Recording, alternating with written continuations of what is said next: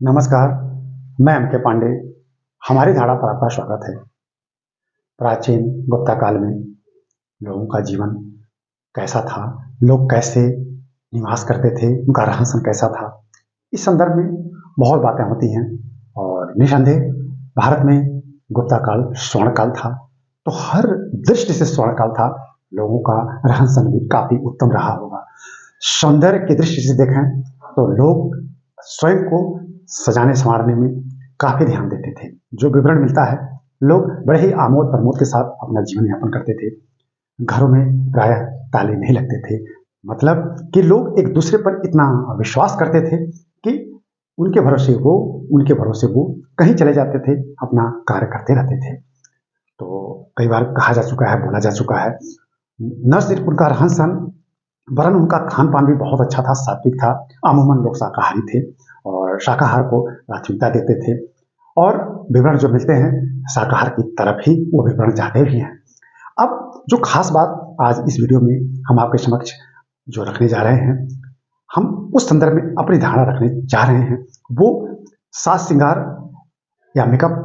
लोग मेकअप पर बहुत ध्यान देते थे। अपने को सुंदर बनाने में लोगों का ध्यान बहुत रहता था, चाहे पुरुष हो चाहे महिलाएं, वो अपने को बहुत सुंदर रखना चाहते थे। यानी समाज में खुशहाली थी।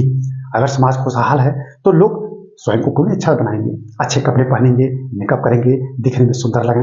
तो वो जैसे आभास मिलता है कि लोगों का जीवन ऐसा था।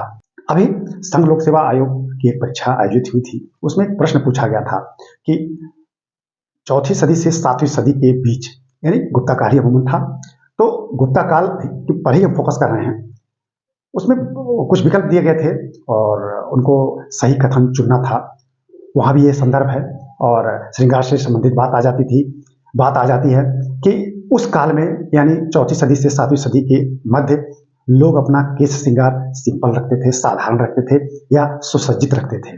तो खास करके महिलाएं अपना केश श्रृंगार जो कंघी करती थी वो सामान्य कंघी, जो भी मतलब केश से संबंधित जो साज सज्जा है वो बड़ा उत्तम था और उसकी व्यवस्था बड़ी अच्छी थी। और उसमें पुष्प लगाए जाते थे, सजावट की अन्य सामग्री भी लगाई जाती थी। यानी केश श्रृंगार पर काफी ध्यान दिया जाता था। ठीक है, जब केश श्रृंगार पर ध्यान दिया गया तो चेहरे पर भी ध्यान दिया जाता रहा होगा। चेहरे के मेकअप, चेहरे को सुंदर दिखाने के लिए न जाने कितनी युक्तियां की जाती रही होंगी, ऐसा आभास होता है। पुरुष भी कम नहीं थे, पुरुष भी अच्छे अच्छे वस्त्र पहनते थे। वैदिक लाइनें भी आती हैं। वेद में बार बार कहा गया है कि अगर सकल सूरत ठीक भी नहीं है तब भी अगर अच्छे वस्त्र इंसान पहनता है तो देखने में अच्छा लगता है। यानी अच्छे वस्त्र की बात तो आती है। और एक वैदिक उत्थान का भी काल था, तो निसंदेह लोग कपड़े पर बहुत ज्यादा ध्यान देते थे। अब उस समय कढ़ाई बुनाई छपाई सारी व्यवस्था थी और कपड़े अच्छे से अच्छे कपड़े बनते थे। रेशमी कपड़े थे, सूती वस्त्र थे, ऊनी वस्त्र थे। सारे कपड़े जो छपाई कढ़ाई थी वो उच्च स्तर की थी, मलमल के कपड़े बनते थे। मतलब है कि भारत में कपड़ों के संदर्भ में अगर हम देखें तो कपड़े के संदर्भ में भारत बहुत विकसित था और लोग बहुत अच्छे अच्छे कपड़े पहनते थे।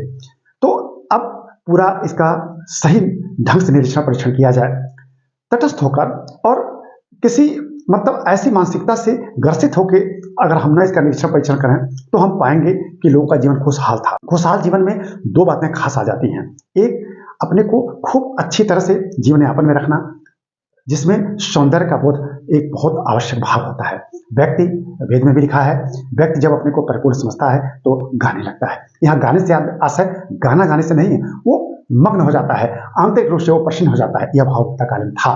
तो इस वीडियो में हम जो आपको बताना चाहते हैं यह भाव है। जैसे इसके पहले वाले वीडियो में हमने विश्वास शब्द को चुना था कि लोगों में भी आपसी विश्वास था, तो इसमें लोगों में वही मंत्रमुग्ध हो जाना, यानी मन से प्रसन्न हो जाना। तो मन से प्रसन्नता की बात थी।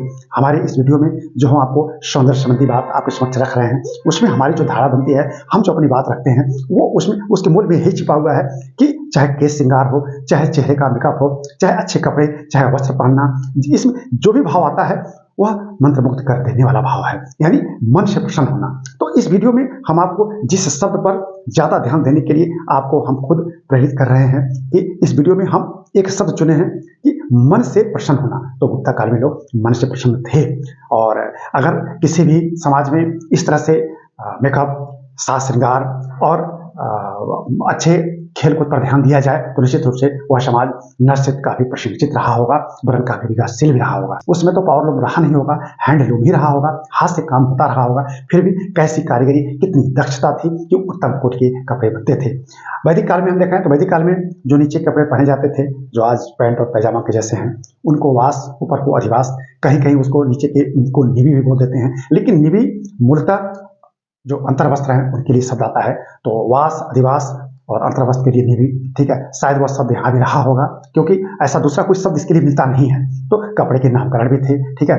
और सूत के लिए सूत्रम शब्द आता है, सूत धागे के लिए सूत्रम शब्द आता है, ठीक है। ऐसे ही अब नाम गिनाए जाए तो 50 नाम हैं जो कपड़े से संबंधित हैं। तो यहाँ गिनाने का हम नहीं चाहते हैं कि उपयुक्त है, हम बस आपको इस संदर्भ में आपको अपनी धारणा या आपके समक्ष अपने विचार हम रखना चाहते हैं कि गुप्ता काल में लोग अंदर से बड़े मग्न, मुग्ध थे, प्रसन्नचित थे और प्रसन्नचित जीवन यापन करने को पूरा विश्वास करते थे। इसका मतलब हुआ कि वह समाज काफी खुशहाल था।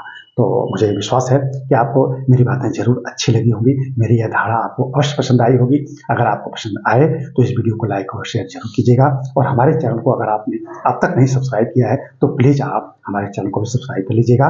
धन्यवाद।